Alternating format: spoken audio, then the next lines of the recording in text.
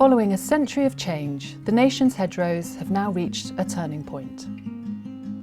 Gone are the days when they were seen as a prickly inconvenience to modern agriculture. They are now quite rightly being understood and valued for the multiple benefits they bring to farms.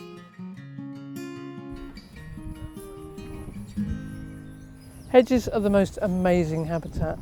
They're the arteries that run through the landscape, and they provide so many different services for us. They provide food, they provide shelter, all sorts of habitats. They're corridors that species can just move around the countryside. They're valuable for both wildlife and for us as humans as well. They help to lock up carbon, they prevent soil erosion. They are just a thing of absolute beauty.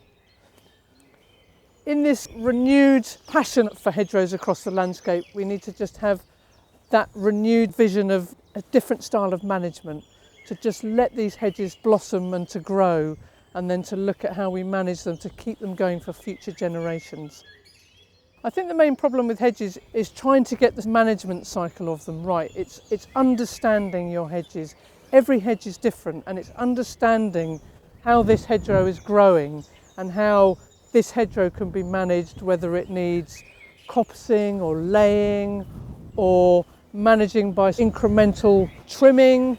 So there's all sorts of different ways of managing hedges, and it's just identifying that on all the hedges on your farm and in just embracing how they're all slightly different. Hedges are also valued culturally for the visual contribution they make to our historic countryside. Some venerable hedgerows have been in situ since before the Norman conquest. Hedgerows are a valuable farm asset, a legacy to be maintained and passed on to future generations. This National Hedgerow Week, we're urging you to get to know your hedgerows better and commit to making a 10-year plan for how to manage them. And the good news is there's more funding and support out there than ever to plant and maintain them. In addition to planting more metres of hedge, this National Hedgerow Week, we urge you to do these 7 things. 1. Buffer your hedgerows. Think beyond the vertical structure of the hedge and consider the rich habitat at the hedge base. Give this area as generous a buffer as possible from chemicals, fertiliser and cultivation. 2. Encourage diversity. Plant up or gap up your hedges with diverse local species such as honeysuckle, dog and briar rose, crabapple, spindle, buckthorn, wayfaring tree, and even the occasional goat willow. 3. Establish hedgerow trees. Mature trees within hedgerows are important habitat features that are fast disappearing from our countryside. It's very easy to select or plant one per 20 metres, tag it and allow it to grow tall. 4. Let it go. Hedges flower and fruit on the previous year's growth, so cut every 2 years or less. Cut in increments, allowing 15 centimetres of growth each year.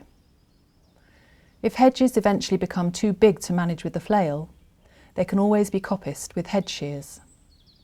5. Lay a section a year. This ancient form of management creates tight hedges with thick bottoms, which are an excellent refuge for hedge nesting birds, such as yellowhammers, whitethroats, dunnocks and linnets. 6. Go plastic free. Use compostable tree guards and plant a few extra whips per metre to help the hedge withstand browsing pressure. 7. Plan your management. Commit to making a 10-year management plan for the hedges on your farm. FWAG can help you with this and help you access funding to implement it. In our next video, we meet a FWAG member who has done just that and invested in a piece of kit which has transformed how he manages the hedges on his farm.